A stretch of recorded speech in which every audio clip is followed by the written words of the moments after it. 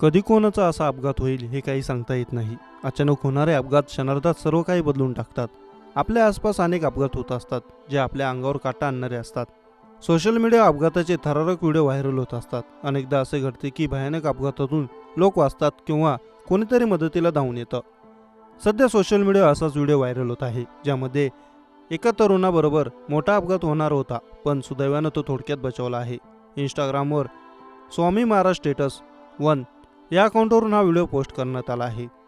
हा व्हिडिओ एका जिममधील आहे जिथे काही तरुण व्यायाम करत आहे. काही तरुण बेंचवर बसलेले आहेत, काही तरुण उभे आहेत. एक तरुण बेंचवर बसलेला असून त्याचे लक्ष दुसरीकडे आहे. त्याच्यासमोरील मशीनवर एक रॉडला खूप वजन लावलेले आहे. वजनामुळे तो रॉड अचानक खाली पडतो आणि थेट तरुणाच्या डोक्यात पडणार असतो, पण तेवढ्यात तिथे असलेला दुसरा तरुण तो रॉड पकडतो आणि तरुणाचा जीव वाचतो. बेंचवर बसलेल्या तरुणाच्या शेजारी एक व्यक्ती उभा असतो. त्याला पाहून तो जीव वाचवणारा तरुण त्याला भेटण्यासाठी पुढे येतो आणि त्याच्यासह हात मिळवतो. तो वळून पुढे जाणार तेवढ्यात तो रॉड जोरात आपटतो. तो तरुण थोडाही पुढे मागे झाला असता तर तो स्वतःही जखमी झाला असता आणि बेंचवर बसलेला तरुणही जखमी झाला असता, पण सुदैवाने असे काही होत नाही.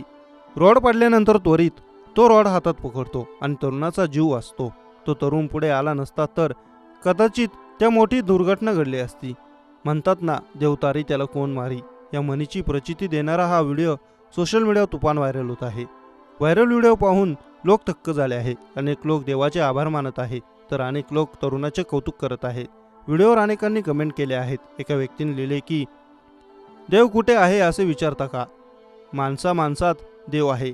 तिसऱ्यांनी लिहिले की आपले कर्म चांगले असतील आणि मुखी देवाचे नाव असेल तर आपले कोणीच काही बिघडू शकत नाही. देवाला माहीत नाही, पण देवाच्या नामस्मरणामुळे सकारात्मक ऊर्जा मिळते आणि मनातील नकारात्मक विचार निघून जातात.